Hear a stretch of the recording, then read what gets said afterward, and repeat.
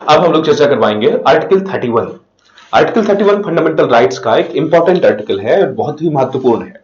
आजादी के जस्ट बाद से लगातार इसमें संशोधन और लगातार इसके ही विवादास्पदता के चलते कई बार संविधान में संशोधन हुआ और कई कंसर्न्स ऐसे बने जिसके चलते पूरे संविधान की दशा एवं दिशा तय हुई।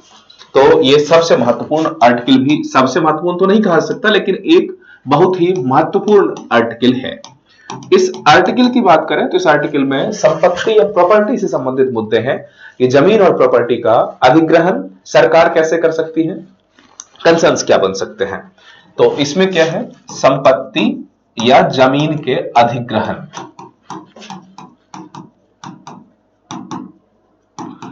कैसे सरकार किसी व्यक्ति की संपत्ति या जमीन को अधिग्रहण कर सकती है। तो थोड़ा सा बैकग्राउंड समझो, याद करो जो आर्टिकल 19 हमने पढ़ा था, उस आर्टिकल 19 के 1 का जो क्लॉज एफ था, सब क्लॉज एफ, इस एफ में क्या कहा गया था कि व्यक्ति को प्रॉपर्टी को अपना अर्जन एक्वायर करने का, बयान करने का, एक्सपेंड करने का या प्रिजर्व करने का राइट था। अब कंसर्न्स ये है कि व्यक्ति को राइट है अपनी प्रॉपर्टी को रखने का। आर्टिकल 31 कहता है कि सरकार किसी व्यक्ति से प्रॉपर्टी राज्य के हित में या विधि के व्यवस्था के द्वारा अर्थात कानून बना के प्रॉपर्टी ले सकती है। अब कंसर्न्स ये है कि इस दोनों में कॉन्फ्लिक्ट्स होने शुरू हुए कि सरकार विधि द्वारा कैसे ले सकती है और विधि बनाया जाएगा तो वो विधि कैसा होगा। तो सरकार ने सबसे पहले जमींदारी एबोलिशन की कंसर्न शुरू किए और जमींदारी एबोलिशन के तहत जो जमींदार थे उनके जमीन को लेना शुरू किया। जैसे उनकी जमीन को लेना शुरू किया तो यहां आर्टिकल 19(1) का एफ वाला कंसर्न आ गया कि एक व्यक्ति को अपनी प्रॉपर्टी जमीन धारित करने का तो राइट है ही, तो सरकार पैसे कैसे ले सकती है। सरकार के पक्ष में राइट आया कि 31 के तहत हम जमीन ले सकते हैं कि 31 में दो पार्ट्स हैं, थोड़ा समझ लेना क्या क्या कंसर्न होंगे। तो आर्टिकल 31 के तहत कहा गया कि सरकार कैसे प्रॉपर्टी ले सकती है।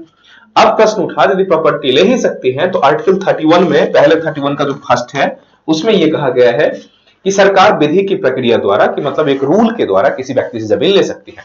और इसी का जो 32 है, 31 का जो 2 है वो कहता है कि इसके लिए सरकार कंपेंसेशन देगी जो उचित समझे।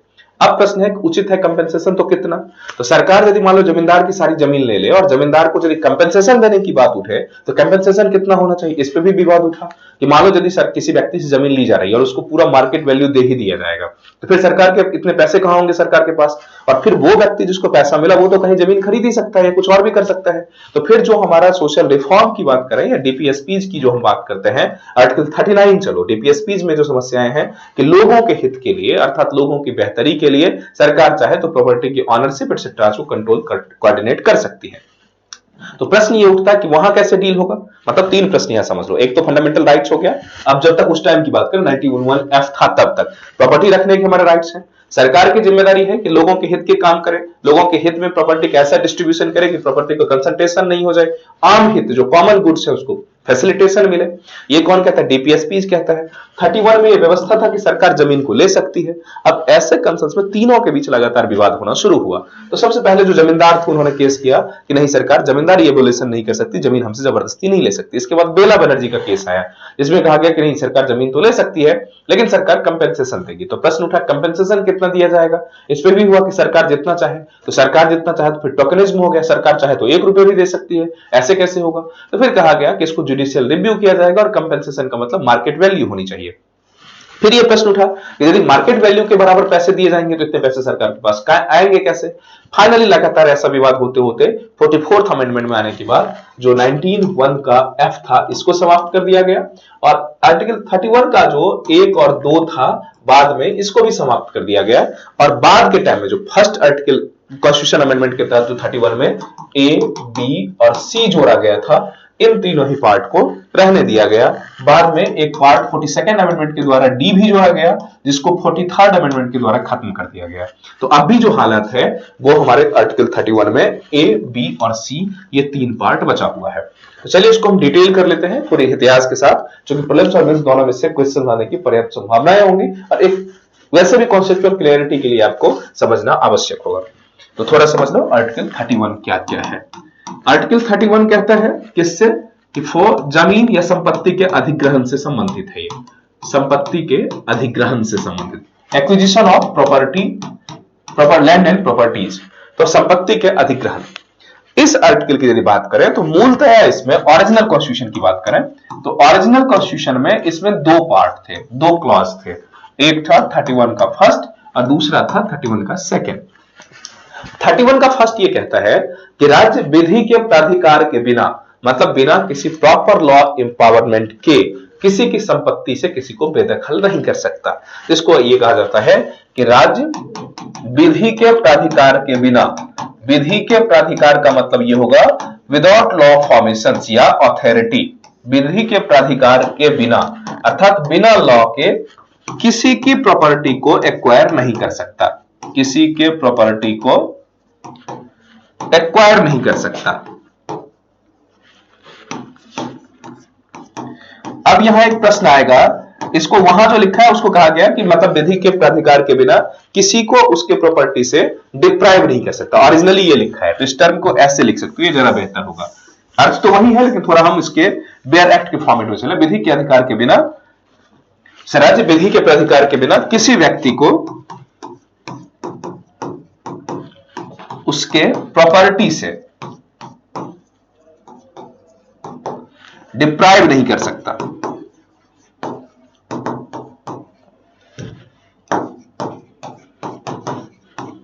अर्थात किसी व्यक्ति को उसके प्रॉपर्टी से वंचित नहीं कर सकता, मतलब किसी व्यक्ति को उससे संपत्ति से ले नहीं सकता। अब यहां इसी कंसर्न्स में आएगा, और इसको अब वंचित नहीं करेगा तो फिर कैसे विधि का प्राधिकार क्या होगा? तो इसके लिए कहा गया कि अधिग्रहण करने के लिए क्या होगा, हमने कहा कि बिना विधि बनाए, बिना लॉ एंड ऑर्डर को एक पर्टिकुलर कंसर्न्स, पर्टिकुलर रूल्स बनाए हुए बिना विधि के ले नहीं सकता। तो विधि कैसा होगा, जो रूल्स होंगे वो कैसा होगा? तो इसमें कहा गया 31 का 2, इसमें विधि में यह कहा गया कि सरकार दो कानून बनाएंगे, एक तो लोक व्यवस्था के लिए, पब्लिक ऑर्डर के लिए,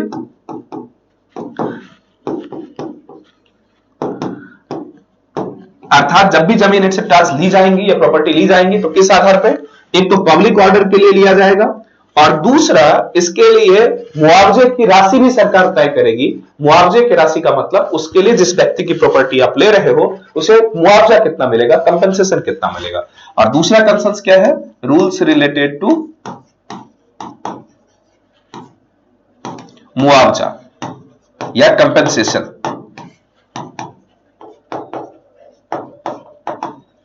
अर्थात मुआवजे की राशि के लिए भी, तो मतलब पहला आप आर्टिकल 31 का मतलब समझ में आया। ओरिजिनल कॉन्स्टिट्यूशन में क्या था, फर्स्ट कहता है कि राज्य बिना विधि के प्राधिकार के किसी व्यक्ति को प्रॉपर्टी से उसको डिप्राइव नहीं कर सकता, और दूसरा जो लेजिस्लेशन बनाएगा, विधि का जो प्राधिकार बनाएगा, वो लेजिस्लेशन कैसा होगा, तो पहला तो पब्लिक ऑर्डर के लिए अर्थात लोक हित में, आम लोगों की बेहतरी के लिए होना चाहिए, तो प्रॉपर्टी ली सकती है, जमींदारों की संपत्ति छीनी जा सकती है। और जब ये भी बनाया जाएगा तो रूल रिलेटेड टू दैट, तो रूल बनाया जाएगा कैसा, इसके लिए मुआवजा या कंपनसेशन दिया जाएगा।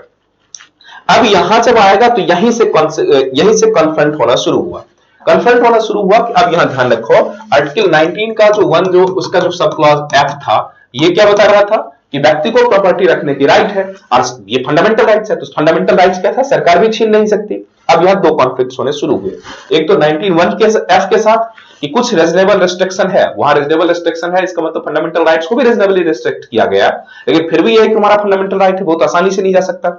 और जब आसानी से ले भी लिया जाए मान लो इसके तहत, तो ये जो रूल रिलेटेड टू कंपनसेशन है, आखिर मुआवजा कितना दिया जाए, यहां आके टसल फंसना शुरू हुआ। जैसे मान लो कहा गया कि सरकार जमीन कब लेगी, क्योंकि गरीबों भूमिहीनों को बांटना है। अब गरीब और भूमिहीन को यदि जमीन बांटनी है तो इसका मतलब यह होगा कि यदि आप जमींदारों से जमीन ले रहे हो और उसको पूरा मार्केट वैल्यू पेमेंट कर ही दो, तो सरकार के पास इतने पैसे कहां से आएंगे, फिर तो मुश्किल हो जाएगा। और फिर जो वो अमीर व्यक्ति है, जो जमींदार है, जिसके पास जमीन किसी तरीके से आ गया, उसके पास तो जो इकोनॉमिक सिस्टम है उसका कंसंट्रेशन अधिक हो जाएगा। और आर्टिकल 39 के जो बी और सी पार्ट है, उसमें यह कहा जाता था कि स्टेट की जो मैशनरी होनी चाहिए, स्टेट का जो ऑर्डर होना चाहिए, वो ऐसा होना चाहिए कि धन संपत्ति का कंसंट्रेशन किसी खास व्यक्ति या खास ग्रुप के पास नहीं होना चाहिए, पब्लिक ऑर्डर के लिए होना चाहिए।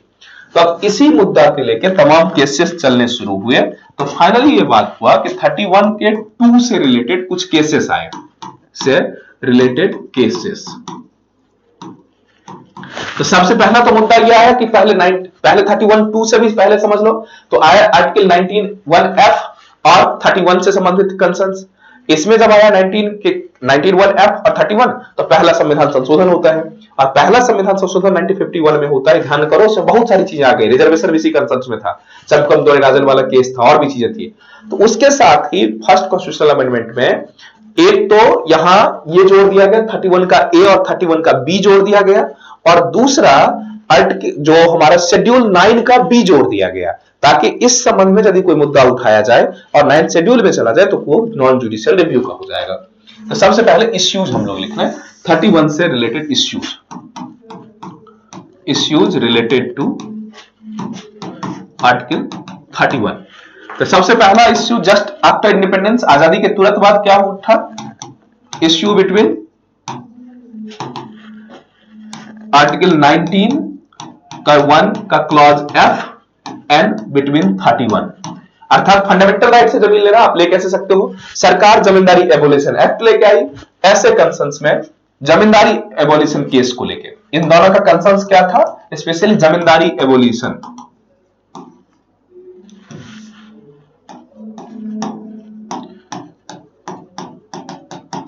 जमींदारी एबोलिशन और 19 में भी और भी केसेस थे, चूंकि बहुत सारे केसेस को ऐड किया गया, अलग अलग केसेस क्या था, रिजर्वेशन वाला इश्यू भी यही था, रिजर्वेशन वाला इश्यू भी था।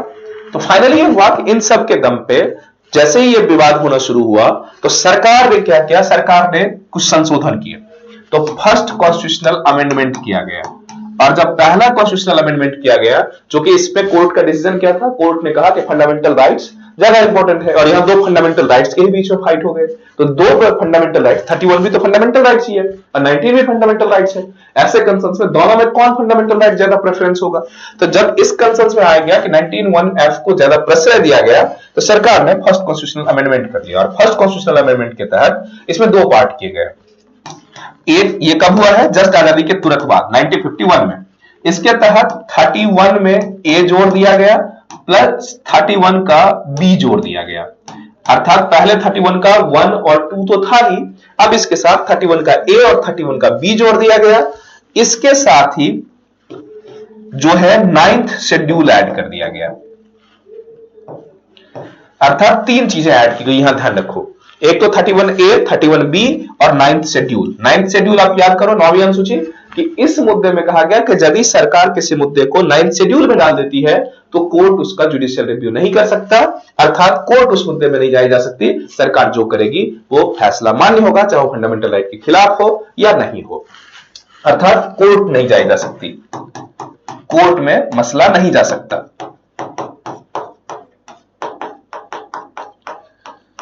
और चंपकम दोरेराजन का केस क्या था, हमने कहा मेडिकल कॉलेज में रिजर्वेशन वाली कंसर्न्स थी, जिसमें यह था कि एक व्यक्ति को कहा गया कि उस व्यक्ति को मतलब रिजर्वेशन की कंसर्न्स बनाए गए, तो जिस व्यक्ति को हटाया गया उसने कहा कि जबकि आर्टिकल तमाम आर्टिकल्स में इस बात की व्यवस्था है कि जाति धर्म लिंग के आधार पर भेदभाव नहीं हो सकता, तो फिर हमें इस आधार पर ही क्यों एंट्री दी गई और उस व्यक्ति को क्यों इस आधार पर एंट्री दी गई। ऐसे कंसर्न्स के लिए क्या क्या पॉजिटिव डिस्क्रिमिनेशन की बात आई, पॉजिटिव डिस्क्रिमिनेशन का कॉन्सेप्ट कि हम नेगेटिव डिस्क्रिमिनेशन नहीं कर रहे हैं, किसी व्यक्ति को उच्च स्तर पर लाने के लिए एक व्यक्ति को यदि हटाना पड़ रहा है इसलिए हटा रहे हैं, तो वो एक रिजर्वेशन का कॉन्सेप्ट था, पुराने लेक्चर्स में उसको हमने कवर कर दिया है। यहां तक क्या, तो फर्स्ट कॉन्स्टिट्यूशनल अमेंडमेंट के तुरंत बाद 31 का ए 31 का बी जोड़ दिया गया, 9th शेड्यूल जोड़ दिया गया। अब यहां तक तो मसला ठीक था, लेकिन उसके बाद आता है 1953, 4 और 5 का दौर आता है, जस्ट इसके 2 साल के बाद। तो इस कंसर्न्स में यह हुआ, स्पेशली 1953 का दौर आता है। 1953 में बेला बनर्जी का केस आता है, बेला बनर्जी, और बेला बनर्जी के केस में बंगाल से संबंधित केस था, जिस केस में आया कि इसकी प्रॉपर्टी को एक्वायर किया गया। अब प्रॉपर्टी को जब एक्वायर किया गया तो उससे जो कंपेंसेशन का कंसर्न था, तो कंपेंसेशन कितना मिला, तो सरकार ने क्या किया, चूंकि जमींदारी एबोलिशन के एक्ट्स वगैरह थे, सरकार ने क्या किया 9th शेड्यूल में भी डाल दिया था मुद्दे को, और फिर कहा कि जमींदारी एबोलिश करनी है हमें। तो सरकार ने बेला बनर्जी के केस में कुछ जो प्रॉपर्टी को एक्वायर किया था बिना मुआवजे का, मतलब बिना मुआवजा दिए, मुआवजा कितना दे सकता है, तो उसमें कहा कि सरकार डिसाइड करेगी, 31 के 2 में तो यही कहा गया, सरकार डिसाइड करेगी कितना मुआवजा देना है। तो बेला बनर्जी के केस में सरकार ने जो अधिग्रहण किया था उसे कोर्ट ने खारिज कर दिया। बेला बनर्जी के केस में क्या हो गया, कोर्ट ने संपत्ति अधिग्रहण कानून को खारिज कर दिया, प्रॉपर्टी एक्विजिशन एक्ट को खारिज कर दिया, संपत्ति अधिग्रहण कानून अर्थात प्रॉपर्टी एक्विजिशन एक्ट को खारिज कर दिया।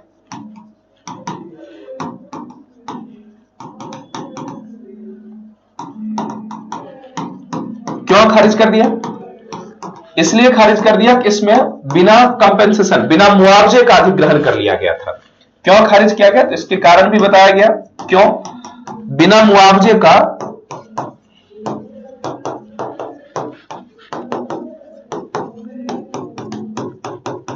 जो प्रॉपर्टी थी बिना मुआवजे का अधिग्रहण कर लिया गया था। तो बिना मुआवजे का जब प्रॉपर्टी अधिग्रहण करने की इसमें प्रावधान किया गया था, इसलिए बेला बनर्जी के केस में इस एक्ट को ही खत्म कर दिया गया। यह दौर था 1953 का। जैसे ही एक्ट खत्म हुआ उसके बाद सरकार, अब चूंकि सरकार प्रॉपर्टी एक्वायर कर रही है, सरकार को उसमें नेहरू जो कि कम्युनिस्ट समाजवादी लोग थे, नेहरू की इच्छा थी कि सारी प्रॉपर्टी जो जमींदार के हैं वो सारे के सारे प्रॉपर्टी आम लोगों में बट जाने चाहिए। इसीलिए एक एक्ट बनाया गया। जैसे एक्ट बनाया गया इसमें कहा गया कि बिना मुआवजे के भी सरकार अधिग्रहण कर सकती है। क्योंकि 31(2) क्या कहता है? 31(2) कि जो भी कंसर्न है सरकार मुआवजे के लिए प्रावधान करेगी। यहां प्रावधान बनाया गया कि सरकार मुआवजा जितना भी डिसाइड करे, जीरो भी डिसाइड कर सकती है। जैसे ही बेला बनर्जी केस में ये खारिज हुआ, वैसे ही 1955 में सरकार ने एक नया कॉन्स्टिट्यूशनल अमेंडमेंट किया, और इस कॉन्स्टिट्यूशनल अमेंडमेंट मतलब 1955 में फोर्थ कॉन्स्टिट्यूशनल अमेंडमेंट किया। और फोर्थ कॉन्स्टिट्यूशनल अमेंडमेंट में इस बात को स्पेशली लिख दिया गया कि जो मुआवजा होगी वो सरकार निर्धारित करेगी, और यह मसला एनजीआर होगा, अर्थात नॉन जुडिशियल रिव्यू का होगा। मतलब सरकार कितना पैसा दे या नहीं दे, ये पूरी तरह राइट है किसका? सरकार का। और सरकार के साथ साथ इस मसले को कोर्ट में नहीं ले जाई जा सकती है। एक कंसर्न होता है नॉन जुडिशियल रिव्यू। हमने कहा था कि 9th शेड्यूल में तो ऑलरेडी था कि जो मुद्दा 9th शेड्यूल में चला गया नॉन जुडिशियल रिव्यू, अर्थात जुडिशरी अर्थात कोर्ट उसको रिव्यू नहीं कर सकती कि वो सही है या नहीं है। तो फोर्थ अमेंडमेंट किया गया, और इसके तहत यह कह दिया गया फोर्थ कॉन्स्टिट्यूशनल अमेंडमेंट के द्वारा 1955 में कि जो मुआवजा है वो सरकार निर्धारित करेगी। मुआवजा सरकार निर्धारित करेगी,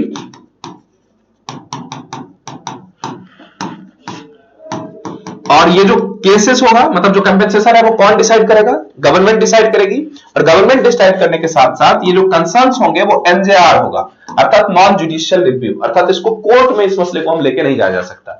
जबकि हमने फंडामेंटल राइट से मूलतः क्या पढ़ा था कि जब भी कोई मसला बनता है या कोई कानून बनता है वो फंडामेंटल राइट के अगेंस्ट है या फंडामेंटल राइट के सपोर्ट में है या क्या है, इस मतलब के लिए सुप्रीम कोर्ट के पास या जुडिशियरी के पास राइट्स है कि उस मसले को संविधान के कसौटी पे जो बेसिक स्ट्रक्चर है या फंडामेंटल्स है उसके आधार पर चेक करे कि वो कानून देश हित में, संविधान के हित में है या संविधान के अनुरूप है या नहीं है। यदि है तो ठीक है, नहीं तो सरकार कोर्ट उसे चाहे, न्यायपालिका उसे चाहे तो उसे खारिज कर दे। ये स्पेशली राइट है सुप्रीम कोर्ट को, हाई कोर्ट को भी, लोअर कोर्ट को ये राइट नहीं है। तो ऐसे कंसर्न्स पे यदि इसमें लिख दिया गया कि मुआवजा सरकार निर्धारित करेगी और ये मसला क्या हो जाएगा? एनजेआर। ये एक बहुत बड़ा प्रश्न उठ गया कि अब जो भी मुआवजा सरकार निर्धारित करेगी उसे तो कोर्ट में ले ही नहीं जाया जा सकता। तो फिर से इस मसले पे केस होता है, और जैसे इस मसले पे फिर से केस होता है 1970 आता है। इसके बाद स्पेशली ध्यान रखो 1970 आता है और इसमें आरसी कूपर का केस आता है। RC Cooper case, RC Cooper case ये भी एक बड़ा इंटरेस्टिंग मसला था। यहां समझ लो क्या हुआ। इसके बाद सरकार ने कानून बना लिया, इनफ हो गया, खत्म हो गया। उसके बाद 64 में नेहरू की मौत हो जाती है एंड सो ऑन। वो जो राजनीतिक परिदृश्य होता है उस परिदृश्य में इंदिरा गांधी की एंट्री होती है। वे भी कभी पॉलिटिकल बड़ा कंसर्न से पॉलिटिकल किस्सा है, उसको कभी चर्चा हम लोग करेंगे अलग से। इंदिरा गांधी को सत्ता में लाने में तत्कालीन जो परिस्थिति थी वो बड़ी इंपॉर्टेंट थी। मतलब तमाम लोग इंदिरा को चाहते थे सत्ता से हटाना। अगली बार चुनाव था, इंदिरा को लगता था कि आम आदमी के दम पे, डायरेक्ट वोटर के दम पे, तो कांग्रेस में तमाम विरोध होने के बावजूद भी हम सत्ता को बचाए रखें। इसीलिए गरीबों पे ध्यान देने के लिए इंदिरा गांधी की इच्छा थी कि जो, और आर्टिकल 39 का भी कंसर्न है ही कि जो भी संपत्ति है उसको गरीबों के हित में इस्तेमाल किया जाए। तो इंदिरा गांधी ने सोचा कि बैंकों को तब जो गरीब लोग हैं उनको आसानी से लोन फैसिलिटेट करवाया जाए, अन्य सारी चीजें हों, इसके लिए बैंक अधिग्रहण का कानून लेके आया गया ताकि गरीबों को लोन वगैरह आसानी से उपलब्ध हो सके, या इकोनॉमिक कंसर्न सरकार खुद से डिसाइड करे, सरकार इकोनॉमिकली अपने आप को स्थिति मजबूत करे। तो बैंक राष्ट्रीयकरण का मुद्दा आया, इसको कहता है bank nationalisation issue.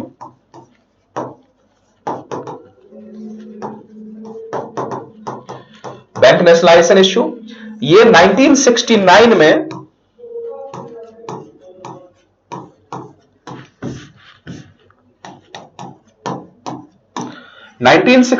Bank nationalisation का इश्यू होता है। बैंक नेशनलाइजेशन के इश्यू का मतलब होता है इंदिरा गांधी की सरकार ने 14 बैंकों को राष्ट्रीयकृत कर लिया। 14 बैंक कौन? जो प्राइवेट बैंक थे उस टाइम के, उस 14 बैंक को राष्ट्रीयकृत कर लिया। बाद में 79 में आके फिर से 6 बैंक को राष्ट्रीयकृत किया गया। बाद में 20 हुआ। जो आईबीपीएस का भी एग्जाम होता है वो इन्हीं बैंकों के लिए होता है। बाद में से उस 20 में से एक बैंक दिवालिया हो गया जिसको पीएनबी ने खरीद लिया, एक अलग इतिहास है। अभी आप बेसिक से समझो कि 1969 में अभी जो आपके नॉर्मल जो सेंट्रल बैंक, इलाहाबाद बैंक या इससे टाइप के जो बैंक हैं, वो सारे बैंक इसी टाइप के बैंक थे जो प्राइवेट बैंक थे, और उस प्राइवेट बैंक को सरकार ने नेशनलाइज कर लिया, मतलब सरकार ने एक्वायर कर लिया। तो बैंक नेशनलाइजेशन इश्यू के तहत सरकार ने 1969 में इंदिरा गांधी ने, क्यों, ताकि गरीबों को लोन वगैरह सुविधा से दे सके, इसके लिए 14 बैंक को एक्वायर कर लिया। और इसकी लिमिट थी कि 14 बैंक जिसकी भी उस टाइम में 50 करोड़ से ज्यादा संपत्ति थी, हर वो बैंक जिसको, जो प्राइवेट बैंक 50 करोड़ से ज्यादा प्रॉपर्टी थी जिसकी, उस बैंक को सीज करके नेशनलाइज कर लिया गया। अब ये आसान काम था। इसके बाद तुरंत क्या हुआ, उस टाइम में भी लोगों ने विरोध करना शुरू किया, तमाम व्यापारियों ने विरोध करना शुरू किया कि मान लो किसी व्यक्ति ने प्राइवेट बैंक खोला है और उस प्राइवेट बैंक को उसने अपने दम पे मेहनत करके 50 करोड़ से ज्यादा की प्रॉपर्टी बनाई है, तो किसी की 100 करोड़ की प्रॉपर्टी हो गई और किसी की 49 करोड़ रही, तो 100 करोड़ वाले व्यक्ति ने या उस संस्थाओं ने बहुत मेहनत किया था, फिर भी आपने उसे एक्वायर कर लिया, और जो व्यक्ति कमजोर था जिसकी 48 करोड़ थी या 59 करोड़ पूंजी थी, उसको आपने एक्वायर नहीं किया। इसका मतलब है कि जिस व्यक्ति ने ज्यादा मेहनत किया उसको हैरेसिंग कर रहे हो आप। ये कंसर्न्स था, लोकल कंसर्न्स में तो ये था ही, तमाम नेता, मोरारजी देसाई से लेकर तमाम जो लोग थे वो लोग विरोध तो कर ही रहे थे इस मुद्दे पे। एक व्यक्ति था इसमें आरसी कूपर, जो पॉलिटिशियन भी था, चार्टर्ड अकाउंटेंट भी था और बिजनेसमैन भी था। आरसी कूपर के इन तमाम जो 14 बैंक थे उन तमाम बैंकों में शेयर था, तो तमाम बैंकों में जब इसका शेयर था तो इसने उस विरोध को कोर्ट में लेके आया और कोर्ट में इस मुद्दे को उठाया कि हर व्यक्ति को व्यापार करने का राइट है। 19(1) का जो जी है वो तो बता रहा है, आर्टिकल 19 का जो सब क्लॉज 1 है उसका जो जी है वो बताता है फ्री बिजनेस करना, हम अपने व्यापार को खुद से कर सकते हैं। और दूसरा कंसर्न यह है कि नेशनलाइजेशन किस आधार पर किया गया, ऐसा जो कंसर्न आपने बनाया क्यों बनाया, तो इसी में आरसी कूपर केस आता है। 69 में जब बैंक का राष्ट्रीयकरण होता है उसके बाद 70 में आरसी कूपर केस लेके आता है सुप्रीम कोर्ट में। यहां जब सुप्रीम कोर्ट में केस लेके आता है तो सुप्रीम कोर्ट मामला पक्ष में देता है और सुप्रीम कोर्ट ने कहा कि कंपेंसेशन सरकार एक्वायर तो कर सकती है। इसने क्वेश्चन उठाया कि सरकार एक्वायर ही नहीं कर सकती, कोर्ट ने कहा कि सरकार एक्वायर तो कर सकती है, क्योंकि हमारे संविधान में है ऐसा कि हमारे सर्वोच्च कौन है, हमारी संसद है, संसद, और संसद ने किसको सर्वोच्चता दी है, सरकार को, तो सरकार यदि चाहे तो प्रॉपर्टी को एक्वायर किया जा सकता है। लेकिन जो प्रॉपर्टी एक्वायर करेगी तो उसका जो मुआवजा होगा वो मुआवजा मार्केट वैल्यू के बराबर होना चाहिए, उससे कम नहीं होना चाहिए। और संविधान में एक स्पेशल सा राइट है कि जब भी कभी फंडामेंटल राइट के हैरेसिंग होगी या गलत होगा तो वो कोर्ट में आ सकता है, इसलिए कोर्ट उसको जुडिशियली रिव्यू भी कर सकती है। जुडिशियली रिव्यू का मतलब कोर्ट उस मुद्दे को चेक कर सकती है कि क्या ये सही है, संविधान के अनुरूप है या नहीं है। तो आरसी कूपर मामले में सुप्रीम कोर्ट ने क्या कहा, सुप्रीम कोर्ट ने कहा कि सरकार एक्वायर तो कर सकती है but compensation equal to market value होना चाहिए। मार्केट वैल्यू का मतलब जितने उसकी ओरिजिनल दाम होना चाहिए, किसी की प्रॉपर्टी या किसी को बैंक वगैरह आप सीज कर रहे हो तो उसकी जो मार्केट वैल्यू होनी चाहिए उतने पैसे आपको देने होंगे, और प्लस ये जो मुद्दा होगा वो जुडिशियल रिव्यू का हो जाएगा। जुडिशियल रिव्यू का मतलब कोर्ट इस मुद्दे को जुडिशियली रिव्यू कर सकती है कि क्या ये सही है, संविधान के अनुरूप है, तार्किक है, जस्ट है या नहीं है, न्यायपूर्ण है या नहीं है। तो जैसे ही ये बात 1970 में आरसी कूपर केस में सुप्रीम कोर्ट ने क्या कहा, एक्वायर तो कर सकती है, इसमें कोई समस्या नहीं है, लेकिन जो कंपेंसेशन होना चाहिए वो क्या होना चाहिए, मार्केट वैल्यू के बराबर होना चाहिए, उससे कम नहीं होना चाहिए। और सेकंड, ये जो मुद्दा है वो मुद्दा जुडिशियल रिव्यू का होना चाहिए, अर्थात यहां का जो एनजेआर था उसको समाप्त कर दिया। जैसे ही ये कहा गया तो इंदिरा गांधी सरकार के लिए इतना मुआवजा देना पॉसिबल नहीं होता, और उसके अलावा वो थोड़ी सी जिद्दी भी थी। तो फाइनली ये हुआ कि 97 का में आता है, और 1971 में ऐसे ही कंसर्न 70 में ऐसा डिसीजन आया, 71 में तुरंत बाद 25th कॉन्स्टिट्यूशनल अमेंडमेंट किया गया, और इस 25th कॉन्स्टिट्यूशनल अमेंडमेंट के द्वारा सरकार ने फिर से एक बार संविधान बदला और इसमें लिख मुआवजा शब्द को हटा के अमाउंट लिख दिया। यहां क्या किया गया, मुआवजा शब्द, जो कि शब्द कोर्ट में क्या होता है, मुआवजा या कंपेंसेशन, कहा जाता है कोर्ट या कानून में शब्दों की बड़ी महत्व होती है, आखिर शब्द में क्या लिखा है ये बहुत ज्यादा इंपॉर्टेंट है। तो वहां क्या था कि वहां था कंपेंसेशन या मुआवजा शब्द, तब सरकार ने क्या किया, मुआवजा का क्या मतलब, जो उसकी जितनी मिलनी चाहिए उस हिसाब में, तो अब सरकार ने मुआवजा या कंपेंसेशन शब्द को हटा के वहां अमाउंट लिखवा दिया, अमाउंट या राशि, अर्थात राशि या अमाउंट कोर्ट डिसाइड करेगी। मुआवजा का मतलब क्या होना चाहिए कि ओरिजिनल वैल्यू के सब्स्टिट्यूशन, तो मुआवजा या कंपेंसेशन का क्या मतलब कि मुआवजा का मतलब यह होना चाहिए कि जितना वो डिजर्व कर रहा है, जितना उसकी वैल्यू है उतना देना, और इस रेशियो में तो सरकार दे ही नहीं सकती। तो सरकार ने कंसर्न्स बदले कि नियम को ही बदल दिया, और मुआवजा शब्द जहां लिखा था उसने उन्होंने 25वें संविधान संशोधन के द्वारा वहां अमाउंट लिख दिया। अब अमाउंट क्या है, राशि तो कोई कंपनसेशन होता नहीं है, तो राशि सरकार फिर डिसाइड करेगी कितना पैसा देना है। या फिर सरकार चाल चली कि हम 1 रुपए भी अमाउंट कर सकते हैं, 1 लाख रुपए भी कर सकते हैं, जितना मर्जी उतना कर सकते हैं। इसके साथ फिर से कर दिया कि मुआवजा अमाउंट प्लस ये जो मुआवजा सरकार डिसाइड करेगी वो एनजेआर होगा, अर्थात नॉन जुडिशियल रिव्यू का होगा। मतलब समझ में आया? 70 के कूपर मामले में जैसे ही कोर्ट ने ये कहा कि पहले तो मार्केट वैल्यू के बराबर आपको पैसे देने होंगे, और दूसरा वो पैसा सही है या नहीं हम जुडिशियली रिव्यू कर लेंगे। 25वां संविधान संशोधन होता है 1971 में, और इसके तहत सरकार ने क्या किया, मुआवजा शब्द को हटा के अमाउंट लिखवा दिया, क्योंकि अमाउंट का मतलब होगा कुछ भी राशि, राशि में मुआवजा नहीं होता है। और इसका मतलब सरकार डिसाइड कर देगी कि 1 रुपए देनी है, 1000 देनी है, नहीं देनी है, जो भी देनी है, या देनी है तो 1 रुपए दे सकती है सरकार, 10 रुपए दे सकती है सरकार, तो मुआवजा। और फिर इस मुद्दे को आप यदि जुडिशियल रिव्यू में चला जाएगा तो कोर्ट डिसाइड करेगा, इसलिए फिर से यहां लिख दिया गया कि ये जो मसला होगा वो कैसा होगा, एनजेआर, नॉन जुडिशियल रिव्यू का। अब जैसे ही हो गया तो फिर यहां देखो लगातार सुप्रीम कोर्ट और सरकार के बीच में कितनी टसल चलती है। अभी भी हमारे जुडिशियरी और सरकार के बीच में यही टसल है, और हमेशा ध्यान रखो जो सरकार मजबूत होती है वहां जुडिशियरी झुकती है, यदि जुडिशियरी बहुत मजबूत हो जाती है तो सरकार झुकती है। तो पूरे पॉलिटिक्स में हम लोग या पूरे कॉन्स्टिट्यूशन में या पूरी सभ्यता के इतिहास को जब तक आप पढ़ोगे उसमें हमेशा देखोगे आप कि जहां जो व्यक्ति शक्तिशाली होता है, जो पावरफुल होता है, उसी व्यक्ति की बात चलती है। तो अभी लगातार क्या हो रहा है, सरकार और जुडिशियरी के बीच में टसल चल रहा है। इसी बीच में क्या हो रहा है कि 1973 आता है, यहां केशवानंद भारती का केस आता है, केशवानंद भारती का केस। ये बहुत इंपॉर्टेंट केस है, यहां basic structure of constitution decide हुआ था। 1973 केस में आ जाता है कि अब यहां सरकार कोर्ट ने यह कहा कि अमाउंट ठीक है, क्योंकि अमाउंट लिखने का राइट तो उसको था ही सरकार को, कहा अमाउंट तो लिख सकता है, लेकिन अमाउंट कोर्ट ने यह कहा कि अमाउंट रीजनेबल होना चाहिए, अमाउंट रीजनेबल होना चाहिए। ये जो केशवानंद भारती है ये केरला के पॉन्टिफ थे, मठ के पुजारी थे, इनकी जमीन से संबंधित अधिग्रहण से संबंधित मुद्दा था। ये केस भी हम लोग जब केस कुछ इंपॉर्टेंट केस सेगमेंट ही लेंगे उस केस में स्पेशली चर्चा करवा लेंगे। और संविधान को हमारे देश में दिशा देने में इस केस की बड़ी भूमिका रही थी, यहां से बेसिक स्ट्रक्चर का कॉन्सेप्ट आया था, स्पेशली आप ध्यान रखोगे इसी केस में बेसिक स्ट्रक्चर का कॉन्सेप्ट आया था।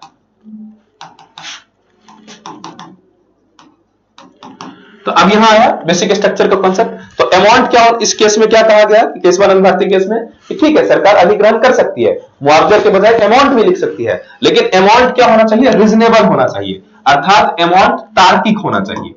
तार्किक का मतलब ऐसा नहीं कि 1 करोड़ की प्रॉपर्टी आप ले रहे हो और 10 रुपए उसे रीजनेबल अमाउंट दे रहे हो, तो ये क्या होगा, इसका मतलब एक ठीक है 1 करोड़ नहीं दे सकते हो तो कम से कम एक पर्टिकुलर सम्मानजनक राशि तो आपको देनी चाहिए।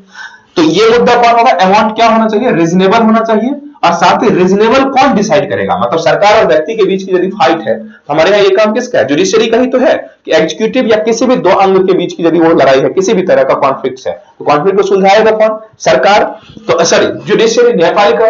कब कहा गया कि यदि अमाउंट रीजनेबल होना चाहिए, तो ये रीजनेबल भी है या नहीं है इस बात का फैसला कौन करेगा, सरकार जितना पैसा देगी उतना ही रीजनेबल मान लेगी, और सरकार जितना भी पैसा देगी जो जिसको मिलेगा वो अनरीजनेबल मानेगा, रीजनेबल मानेगा ही नहीं। तो ऐसे करते से फैसला क्या होगा, तो इसलिए मसला कोर्ट में जाएगा। इसलिए रीजनेबल के साथ साथ ये मसला कैसा होना चाहिए, जुडिशियल रिव्यू, अर्थात न्यायिक पुनरीक्षण हो सकता है। तो केशवानंद भारती में जो 25th कॉन्स्टिट्यूशनल अमेंडमेंट का जो मसला था उसको पलट दिया। कैसे पलट दिया, एक तो लिख दिया कि अमाउंट रीजनेबल होना चाहिए, और दूसरा ये जो मसला होगा वो जुडिशियल रिव्यू के अंतर्गत होगा।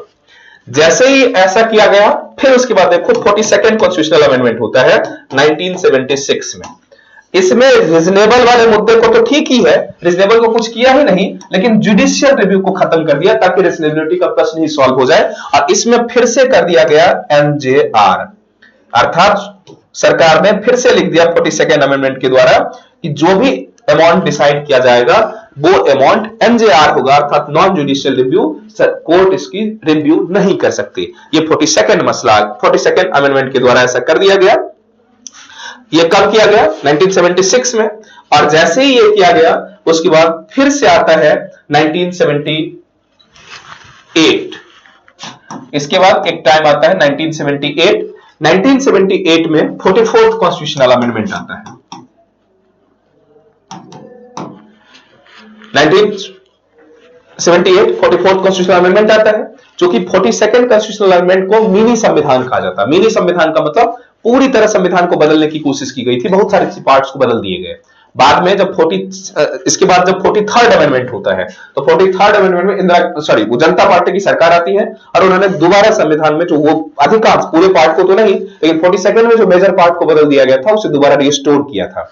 इसलिए 44, 42, 43rd एंड 44th ये तीन अमेंडमेंट बहुत महत्वपूर्ण अमेंडमेंट है, ये पढ़ने होते हैं हमें। तो 42nd अमेंडमेंट में क्या कर दिया गया कि उसमें नॉन जुडिशियल रिव्यू करवा दिया गया। फिर भी मुद्दा कोर्ट में केस में चला गया कि कोर्ट में जुडिशियल रिव्यू होना चाहिए या नहीं होना चाहिए।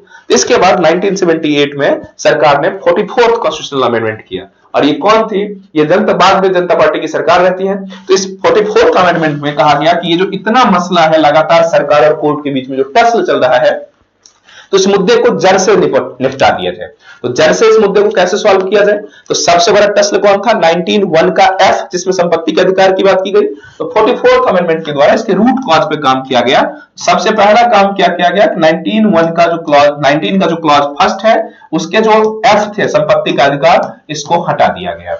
दूसरा काम यह किया गया इसी में 44th कॉन्स्टिट्यूशनल अमेंडमेंट के द्वारा जो आर्टिकल 31 का ए एंड 31 का बी था इसको भी समाप्त कर दिया गया और जो संपत्ति के राइट हैं उसको 19(1) से शिफ्ट करके एक पार्ट ऐड कर दिया गया, वो था 300 का ए, अर्थात आर्टिकल 300 के ए में संपत्ति को राइट के जोड़ दिया, संपत्ति का अधिकार। अर्थात अब यह हो गया कि संपत्ति के अधिकार फंडामेंटल राइट से ही निकल गया। मतलब यहां जो दोनों ही कंसर्न्स थे फंडामेंटल राइट्स वाला आर्टिकल 12 to 35 में फंडामेंटल राइट्स है, इस दोनों ही पार्ट को समाप्त कर दिया। संपत्ति की राइट अब कहां गई, यहां 300 ए में आ गया। अर्थात अब ये कौन सा हो गया, एक लीगल राइट्स हो गया या नॉर्मल राइट्स हो गए। तो लीगल राइट्स के लिए इतनी बड़ी इश्यूज नहीं है, यहां सरकार को छूट मिल गई। हाँ ठीक है, अभी भी जुडिशियल रिव्यू से क्लास होते हैं लेकिन अब फंडामेंटल राइट्स वाला कंसर्न्स नहीं रहा। तो फाइनली आज जो हालात है वो संपत्ति के अधिकार किसमें है, आर्टिकल 300 ए में। जब हम लोग यहां पहुंचेंगे तो यहां भी डिटेल चर्चा करवाएंगे। अब फिर से मूल मुद्दे पे लौटते हैं। आर्टिकल 31 का ये पार्ट कंप्लीट। अब लौटते हैं आज जो आर्टिकल 31 है वो क्या है। तो कहा जाता है कि आज आर्टिकल 31 में क्या है।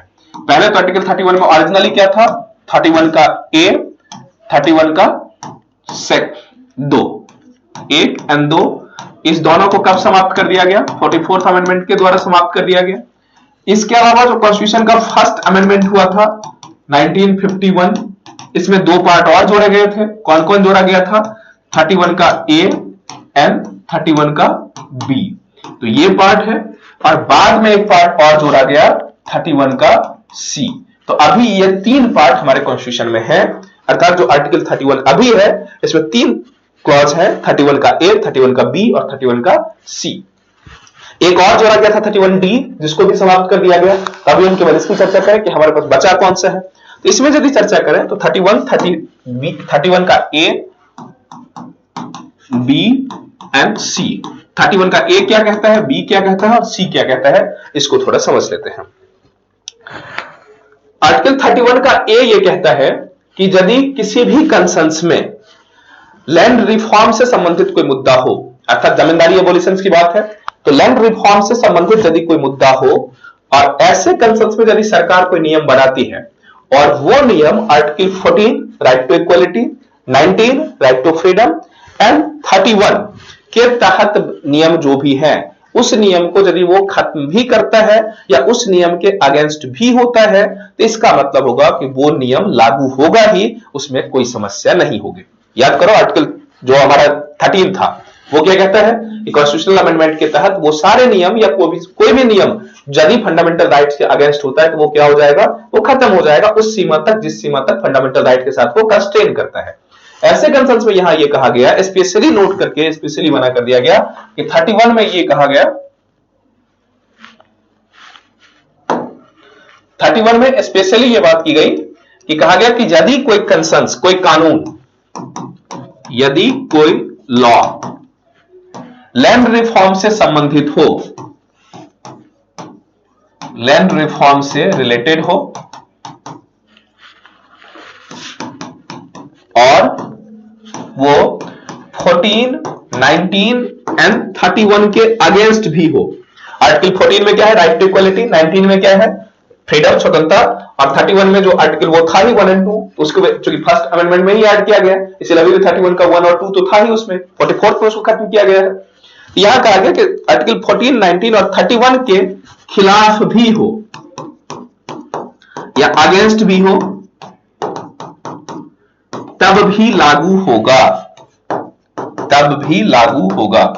अर्थात ये हो गया कि यदि लैंड रिफॉर्म से संबंधित कोई केस होगा तो वो फंडामेंटल राइट के अगेंस्ट भी हो रहा है तब भी वो लागू होगा ही, उस पर रोका नहीं जा सकता। जबकि आर्टिकल 13 क्या कहता है? आर्टिकल 13 कहता था कि उस सीमा तक वो सारे कानून अवैध हो जाएंगे जो फंडामेंटल राइट्स के खिलाफ होंगे। तो 31A स्पेशल इस बात को ऐड कर दिया गया कि जो लैंड रिफॉर्म है, इसको ऐसे भी लिख सकते हो कि यदि जो लैंड रिफॉर्म है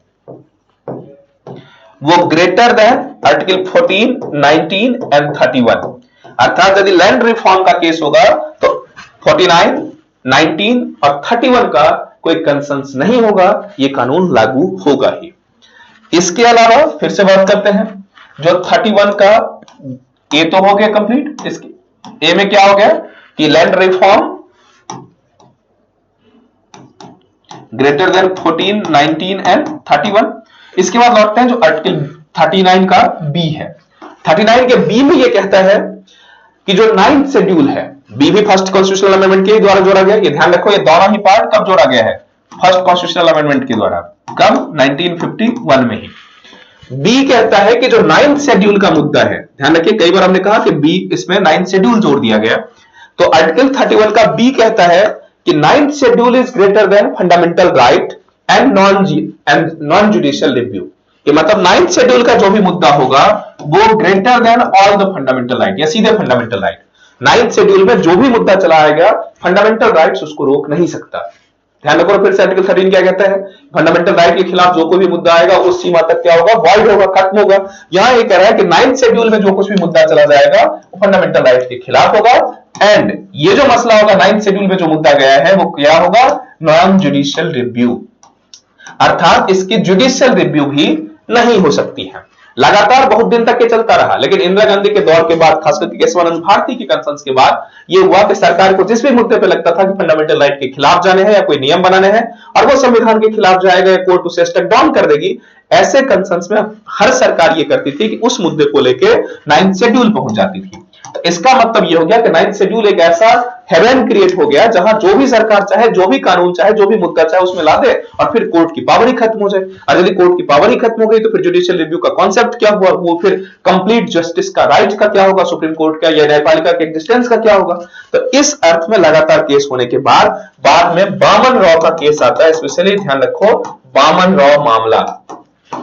बामन राव मामला में यह कह दिया गया कि केशवानंद भारती का जो केस था 1973 तक, उस टाइम से पहले तक जो भी मसला आपने 9th शेड्यूल में डाल दिया उस पे तो चेक नहीं होगी, लेकिन उसके बाद जो भी मामला आज तक या अभी तक की कंसर्न्स की बात करें, कहा कि केशवानंद भारती से पहले तक जो मसला चला गया 9th शेड्यूल में वो तो ठीक है, उसको तो चेक नहीं करेंगे, लेकिन उसके बाद जो कि बेसिक स्ट्रक्चर का कॉन्सेप्ट आया, तो अब यदि कोई मसला आप 9th शेड्यूल में डालने जा रहे हो तो हम चेक करेंगे कि क्या वो संविधान के खिलाफ तो नहीं है, और यदि लगता है कि संविधान के खिलाफ है तो हम उसे खारिज कर सकते हैं। या एक चीज स्पेशली ध्यान रखो, अभी भी जो मसला 9th शेड्यूल में चला जाएगा वो मसला नॉन जुडिशियल रिव्यू ही रहेगा, लेकिन कोर्ट अब इसने अपने राइट को इस तरह रेस्टिट्यूट किया कि यदि अब आप कोई मसला को, खासकर केशवानंद भारती केस के बाद 1973 के बाद, यदि किसी पॉइंट को 9th शेड्यूल में डालना चाहते हो या डाल रहे हो तो कोर्ट इस बात की समीक्षा कर लेगा कि क्या वो पॉइंट या वो मुद्दा 9th शेड्यूल में जाने लायक था या नहीं था। कहीं ऐसा तो नहीं है कि 9th शेड्यूल में जाने के लिए ही आप इसलिए उस मुद्दे को डाल रहे हो कि संविधान के खिलाफ हो जाए। तो कोई मसला 9th शेड्यूल में जाए या ना जाए उसको अब सुप्रीम कोर्ट चेक कर सकती है। हाँ, जो मसला चला गया सुप्रीम कोर्ट ने एक बार अलाउ कर दिया, फिर उस मसले पे कानून बनाने पे सरकार को रोक नहीं हो सकती। यहां क्या हुआ? बामन राव मामला, ये कब आया था बामन राव मामला? स्पेशली ये बामन राव मामला 1981 में आया था। इस मामले में यह कह दिया गया कि केशवानंद भारती केस से पहले तक, अर्थात 24/4/1973 तक जो मसला चला गया, यहां ध्यान रखो 24/4/1973, यह था केशवानंद भारती का केस।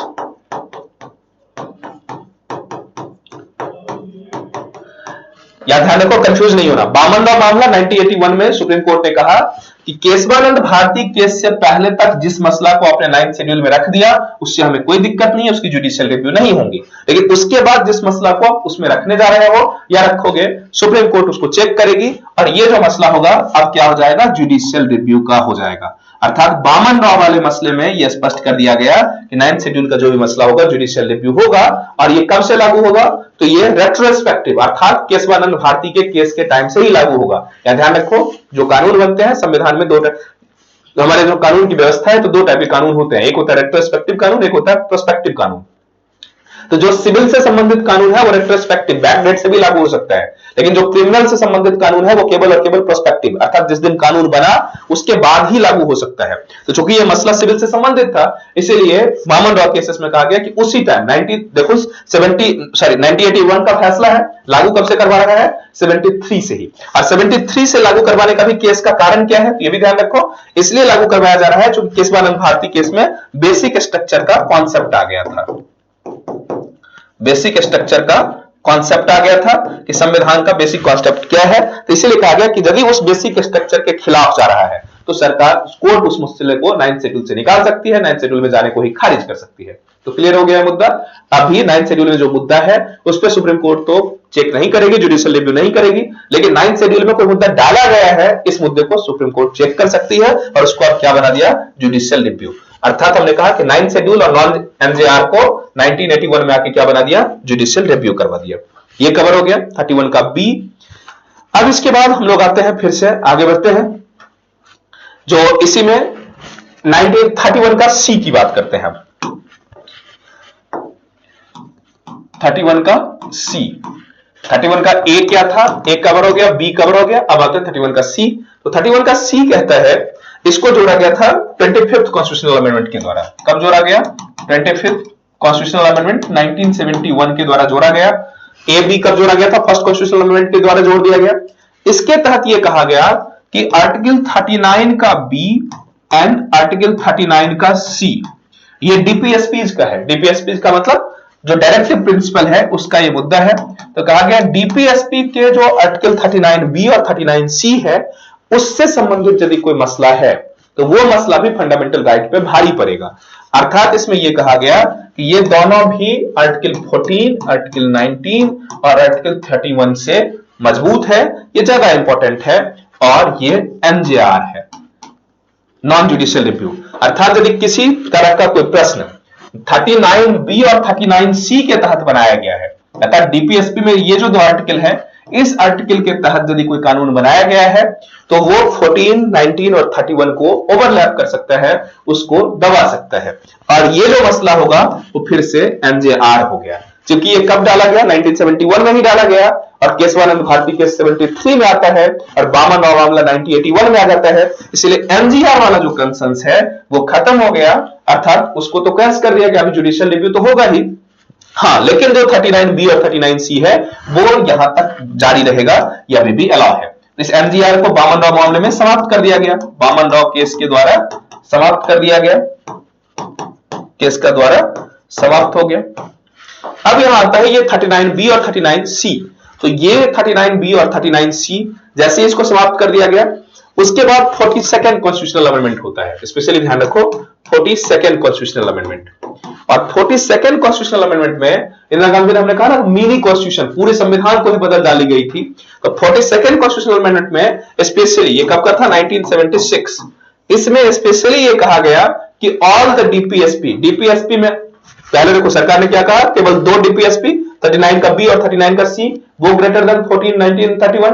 और एनजेआर कोर्ट ने क्या किया, कोर्ट ने जैसे ही ऐसा कर दिया किसमें, खासकर केशवानंद भारती केस में, केशवानंद भारती केस में क्या कह दिया, बेसिक स्ट्रक्चर का सिद्धांत। और बेसिक स्ट्रक्चर का सिद्धांत का मतलब फिर बेसिक स्ट्रक्चर तो कहीं डिसाइड था ही नहीं। तो सरकार के मन में समझ में आ गया कि ये कोर्ट हमारे ऊपर ज्यादती कर रही है और हमारे राइट को कतर रही है, अर्थात हमारे पर काटे जा रहे हैं। तो तुरंत सरकार ने एक नया कानून बनाया और संविधान संशोधन किया और 42nd अमेंडमेंट में लिख दिया गया कि ऑल डीपीएसपी, अब जितने भी डीपीएसपी हैं वो ग्रेटर देन 14, 19 एंड 31।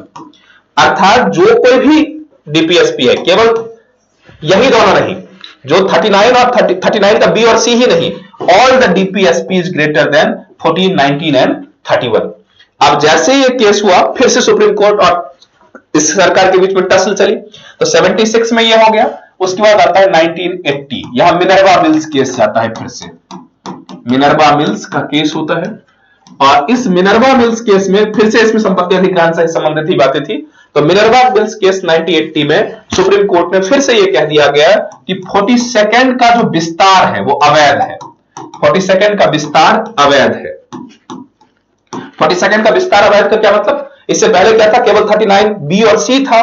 42nd में क्या कह दिया कि ऑल द डीपीएसपी, तो इसका विस्तार अवैध हो गया। अर्थात अब क्या हो गया इसके तहत कि 39 बी और सी तो चलेगा, इसके अलावा जो 39 बी एंड सी तो ठीक है, लेकिन अदर जो कोई भी है उसको कट कर दिया। इज ग्रेटर देन 14, 19 एंड 31, ये तो ठीक है, लेकिन other DPSP is not greater than 14, 19 and 31, ये बातें कह दिया। पता समझ में आया कि 42nd का जो विस्तार है वो अवैध है, और प्लस वो जो नॉन जुडिशियल रिव्यू था इसको इसने जुडिशियल रिव्यू करवा दिया। अर्थात 39 क्या कहा? 42nd का जो 42nd अमेंडमेंट जो 1980 का केस था, उसने कहा कि 42nd अमेंडमेंट के तहत जो आपने सारे डीपीएसपी को बढ़ा दिया उसको खत्म कर दिया। केवल और केवल कौन बचा? 39 और 39 बी और 39 सी फंडामेंटल राइट से भारी पड़ेगा। और इस मुद्दे को भी क्या कहा कि ये जुडिशियल रिव्यू में होगा। बाद में यह कहा गया कि अब आज की जो स्थिति है कि फंडामेंटल राइट एंड डीपीएसपी दोनों के बीच में एक बैलेंस्ड अप्रोच होना चाहिए। आज स्थिति यह है, कोर्ट ने उसमें कहा कि दोनों के बीच में बैलेंस अप्रोच होना चाहिए। दोनों में से किसी को भी प्रश्रय नहीं दिया जा सकता। हाँ, देश के तत्कालिक कंसर्न्स या समाज की व्यवस्था के अनुरूप हम डिसाइड कर सकते हैं दोनों में से किसको महत्व देना है। अर्थात दोनों को एक दूसरे से मिलकर रहना होगा, दोनों को एक दूसरे पे बराबर कंपेंसेट करना होगा। अब यहां इतना प्रश्न आ गया तो 39 बी और 39 सी भी समझ लो। 39 बी और सी क्या कहता है? 39 बी और सी कहता है कि जो देश में संपत्ति है, प्रॉपर्टी है, वो ऐसा होना चाहिए कि सबके पब्लिक हित में होना चाहिए। अर्थात किसी व्यक्ति के पास ही कंसंट्रेट नहीं होना चाहिए कि देश की संपत्ति का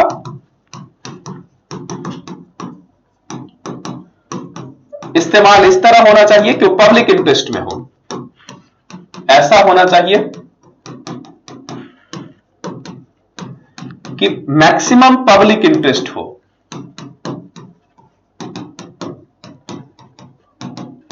पूरा हो। 39 बी क्या कहता है कि ऐसा होना चाहिए कि मैक्सिमम पब्लिक इंटरेस्ट पूरा हो। और 30 सी कहता है कि राष्ट्र या सरकार की इकोनॉमिक पॉलिसी ऐसी होनी चाहिए कि प्रॉपर्टी का या प्रोडक्शन का कंसंट्रेशन नहीं होना चाहिए। अर्थात सरकार की पॉलिसी ऐसी होनी चाहिए, इकोनॉमिक पॉलिसी ऐसा होना चाहिए, ऐसी होनी चाहिए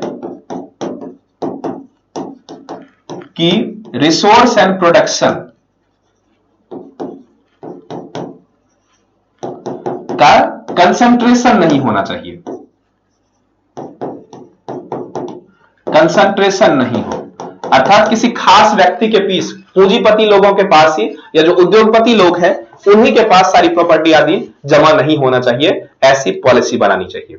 एक बात और भी ध्यान रखो, डीपीएसपी को कोर्ट से इन्फोर्सेबल नहीं है। यह भी बड़ा विचित्र है। कहा गया कि डीपीएसपी सरकार को जब मर्जी हो, सरकार के पास जब जितने पैसे हो, सरकार के पास रिसोर्सेस हो, तब सरकार लागू कर सकती है। जबकि फंडामेंटल राइट्स क्या है कि इमीडिएट लागू है, कोई हनन करता है तो आप कोर्ट पहुंच सकते हैं। जबकि डीपीएसपी में कोई प्रश्न है तो उसको लागू करवाने के लिए आप कोर्ट नहीं पहुंच सकते।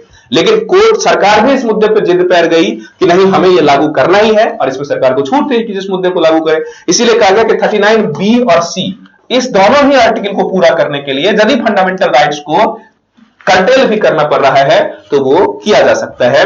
और अतः फाइनल कंसेंसस ये रहा आज कि 42nd अमेंडमेंट में जो एक्स्ट्रा पार्ट कर दिया गया कि सारे DPSP greater than fundamental rights, उसको समाप्त कर दिया और कहा कि 39, 30 बी एंड सी होगा 14, 19 और 31 पे हावी। लेकिन यह मुद्दा फिर से जुडिशियल रिव्यू होगा। आज की वर्तमान हालत क्या है? फंडामेंटल राइट्स और डीपीएसपी के बीच में कहा जाता है कि संतुलन की स्थिति होनी चाहिए और वही मेंटेन किया जाता है। क्लियर हो गया यह मुद्दा? हमें लगता है कि आर्टिकल 31 बेसिक्स आपको समझ में आ गया, क्या क्या कंसर्न्स बने, भूमि के राइट से संबंधित मुद्दे थे। आज क्या है, भूमि के राइट हमारे फंडामेंटल राइट से समाप्त हो गया, दोनों जगह समाप्त कर दिया गया। आर्टिकल 39, आर्टिकल 19 का 1 का एफ उसको भी समाप्त कर दिया, और 31 का जो 1 and 2 था उसमें भी समाप्त कर दिया। अब केवल ये मसला बचा किससे, आर्टिकल 300 का ए, आगे उसकी चर्चा करवाएंगे। नेक्स्ट सेशन में हम लोग आर्टिकल का एक फंडामेंटल राइट्स का एक महत्वपूर्ण आर्टिकल है आर्टिकल 32, अर्थात संवैधानिक उपचारों का अधिकार, कॉन्स्टिट्यूशनल रेमेडीज, उसकी चर्चा करवाएंगे फंडामेंटल राइट का आर्टिकल 32। थैंक यू, तब तक के लिए थैंक्स फॉर टुडे।